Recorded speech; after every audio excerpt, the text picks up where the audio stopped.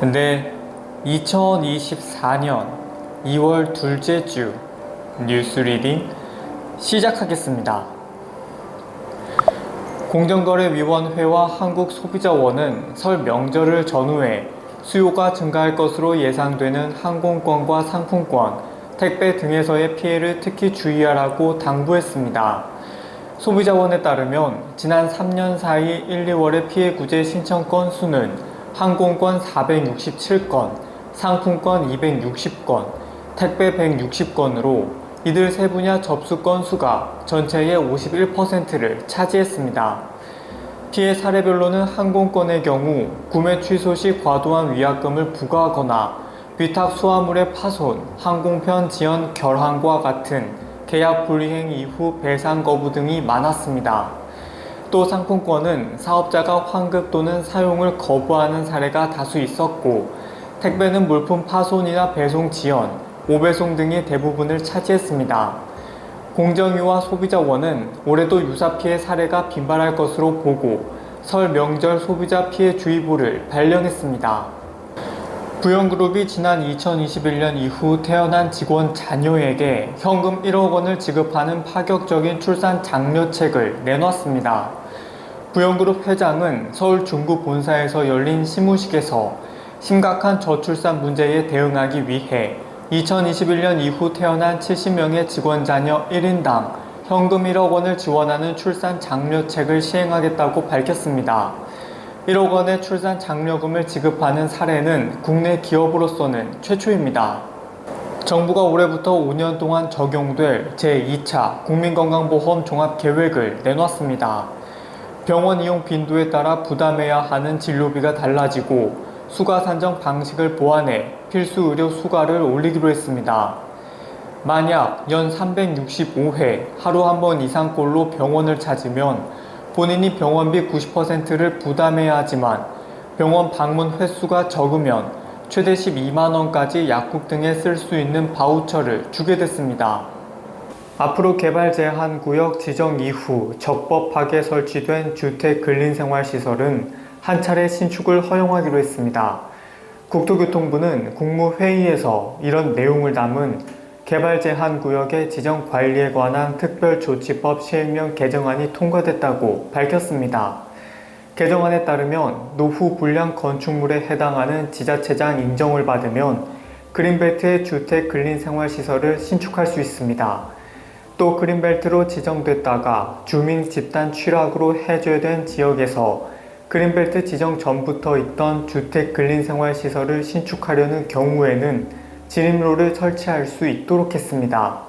소액 연체자 최대 298만 명의 연체 이력 정보를 신용평가에 반영하지 않는 이른바 신용사면이 다음 달 시행됩니다. 금융위는 2021년 9월부터 올해 1월까지 2천만 원 이하 소액 연체자 298만 명에 대해 오는 5월까지 연체 금액을 전액 산환할 경우 신용 회복을 지원한다고 밝혔습니다. 이중 259만 명은 이미 연체액을 상환해 별도 신청 없이 신용 회복 지원을 받을 수 있고 39만 명은 5월까지 연체액을 상환하면 혜택을 받게 됩니다. 서울시가 올해 양육자뿐만 아니라 예비 양육자까지 포괄하는 저출생 대책인 탄생응원 서울 프로젝트를 추진하겠다고 밝혔습니다. 서울시는 예비 신혼부부와 임신부, 출산 가정 등을 위한 탄생응원 정책과 양육자를 위한 육아응원 정책으로 프로젝트를 구성하고 올해 약 1조 8천억 원을 투입해 정책을 추진할 방침입니다. 이에 서울시는 예비 부부를 위한 공공기관 결혼식 사업의 예약 시작 시기를 앞당기고 난임부부 시술비 지원 대상을 확대하겠다고 밝혔습니다. 또 서울형 산후조리 경비 지원은 더 많은 산모의 이용을 위해 6개월 거주 요건을 폐지합니다. 서울시는 아이를 키우는 가정을 위해 올해부터 둘째 출산 시 첫째 아이 돌봄 지원 사업을 시작하고 4월부터는 초등학생 자녀의 돌봄과 등하교를 지원하는 서울형 아침 돌봄 키움센터 시범 운영에 나섭니다. 모레부터 설 연휴가 시작되죠. 귀성길은 금요일 오전에, 귀경길은 11일 오후에 가장 혼잡할 것으로 예측됐는데요. 한국도로공사는 서울에서 부산까지 요금소 기준으로 최대 9시간 넘게 걸릴 것으로 전망했습니다. 국토교통부는 내일부터 닷새간을 특별 대책기간으로 정하고 대중교통을 늘리거나 갓길 차로를 운영하기로 했습니다. 이 기간 버스나 철도, 항공 등 전체 대중교통 공급 좌석과 운행 횟수를 평일 대비 10%가량씩 늘리고 고속도로에서도 갓길 차로를 운영할 방침입니다. 국토교통부는 또 교통비 부담을 완화하기 위해 모레부터 나흘간 고속도로 통행료를 면제하겠다고 밝혔습니다. 올해 전기 승용차를 구입할 때 최대로 받을 수 있는 국비 보조금이 중대형은 650만원, 소형 550만원으로 지난해보다 각각 30만원 줄었습니다. 국비 보조금을 전액 받을 수 있는 차량 구입 가격도 5,700만원 미만에서 5,500만원 미만으로 낮아졌는데요. 환경부는 2024년 전기차 보조금 개편 방안을 발표하고 오는 15일까지 의견을 받기로 했습니다. 개편안에 따르면 국비 보조금에서 가장 큰 비율을 차지하는 성능 보조금이 중대형과 소형 각각 100만원 줄어든 대신 배터리 성능에 따른 차등 보조금이 강화됐습니다.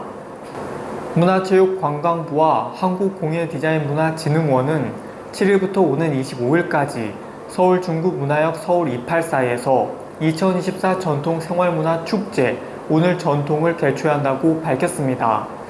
올해로 2회째인 오늘 전통은 오늘을 사는 세대가 전통문화를 즐길 수 있도록 다채로운 전시와 장터, 전통놀이 등을 선보이는 행사로 올해는 설날의 다정한 이야기, 정월의 정겨운 풍경을 주제로 특별한 공간을 선보입니다. 전시체험 공간 쌩쌩마당에서는 윷놀이와 딱지치기, 연날리기 등 다양한 전통놀이를 직접 체험할 수 있고 별별 장터에서는 청년 창업기업의 창의적인 아이디어와 전통문화가 융합된 다양한 문화상품을 구매할 수 있습니다. 경기 과천시에도 서울시의 대중교통 무제한 이용권인 기후동행 카드 사용이 가능해집니다. 서울시는 과천시와 기후동행 카드 참여 업무 협약을 맺고 앞으로 과천시에도 기후동행 카드 사용이 가능하도록 협력하겠다고 밝혔습니다. 두 도시는 협약을 통해 선바위역 등 과천 지역 지하철 4호선 5개 역을 기후동행 카드 사용 가능 범위에 포함하기로 결정하고 해당 역사를 운영하는 코레일과 협의에 나설 방침입니다. 정부가 올해 설 성수기 16대 성수품 평균 가격이 1년 전과 비교해 3.2% 낮게 유지되고 있다고 밝혔습니다.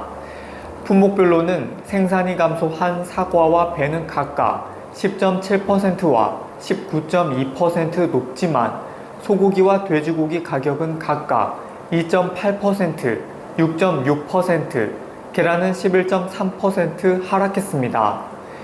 농식품부와 해수부는 물가 안정을 위해 지난달 19일부터 어제까지 기존 목표량보다 많은 총 25만 6천 톤의 16대 성수품을 공급했습니다. 제4이동통신사로 선정된 스테이지 X가 사업 설명회를 열었습니다. 내년 상반기에는 전국망을 갖추어 서비스를 개시하겠다는 목표를 내걸었는데요. 우선 네트워크 핵심망 구축을 위해 1,800억 원 가량을 더 투자해서 내년 초 본격적인 서비스를 시작하겠다는 계획입니다. 스테이지 X는 또 파격적인 요금제와 혁신 기술을 통한 서비스 제공을 내세웠습니다. 이미 알뜰폰 사업을 해본 경험을 살려서 고객 맞춤형 요금제를 선보이겠다는 전략입니다. 교육부와 국립특수교육원은 올해 장애인 평생교육 이용권 지원 사업을 확대하고 오는 14일부터 29일까지 2주 동안 지자체의 공모 신청을 받습니다. 장애인 평생교육 이용권 사업은 19세 이상 등록 장애인에게 1인당 연간 35만원에서 최대 70만원의 교육비를 지원하는 제도입니다. 올해는 지자체 대상 공모 사업으로 추진되며 국비의 지방비가 더해지면서 지원 대상 규모가 지난해 3,000명에서 올해 9,000명으로 늘어났습니다.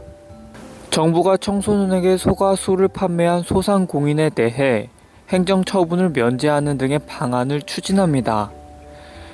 식품의약품안전처와 중앙벤처기업부는 청소년에게 소가 주류를 판매한 영업자에게 과도한 책임을 묻는 것을 막기 위해 지자체의 청소년 대상 주류 제공 행위를 적발한 경우 객관적 사실을 충분히 조사한 후 행정처분 및 고발 여부를 결정하라고 요청했습니다. 정부는 만약 지자체의 행정조사 과정에서 CCTV 또는 제3자 진술 등을 통해 영업자가 청소년의 신분증을 확인한 사실이 객관적으로 입증되면 행정처분을 면제하고 청소년 주류 제공에 대한 행정처분 시 처분 기준도 현행 영업정지 2개월에서 7일로 대폭 완화할 계획입니다. 최근 소방관 순직 사고가 잇따르는 가운데 소방청이 소방관 개인보호 장비의 수준을 높이기로 했습니다. 소방청은 2024 소방청 주요 정책 추진 계획을 발표하고 공기 호흡기와 특수 방화복, 헬멧 등 소방관 개인보호 장비 6종의 기본 규격 기준을 상향하고 해외 우수 장비와 비교 분석을 통해 최고 수준의 장비를 보급할 방침이라고 밝혔습니다. 설 연휴 첫날인 오늘은 귀성길에 오르신 분들이 많으실 텐데요. 안개와 미세먼지를 조심하셔야겠습니다. 지금 대기가 정체되면서 경북과 충북 지역의 공기가 탁합니다. 오늘 경기 남부와 충북, 경북은 일평균 미세먼지 농도 나쁨 수준이 예상되고 서울 등 경기 북부와 강원 영서 지역도 오전에 일시적으로 농도가 높아지겠습니다. 설날 당일인 내일은 오후부터 차츰 흐려지겠고 전남과 제주 지역은 가끔 비가 내리겠습니다. 공기는 더 탁해지겠는데요. 서쪽 지역은 초미세먼지 농도가 매우 나쁨 수준까지 오르는 곳이 많겠습니다.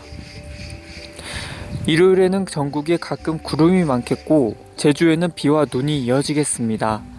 다만 해상으로는 물결이 다소 높게 일 것으로 보여서 사전에 운항 정보 잘 참고해 주셔야겠습니다. 연휴 마지막 날인 월요일에는 전국이 대체로 맑은 가운데 따뜻한 남서풍이 돌면서 한낮에는 포근하겠습니다. 지금까지 연휴 날씨였습니다. 네, 2024년 2월 둘째 주 뉴스 리딩 마치겠습니다. 설날 명절 잘 보내시고요. 새해 복 많이 받으시길 바라겠습니다. 그럼 저는 다음 주에 뵙겠습니다.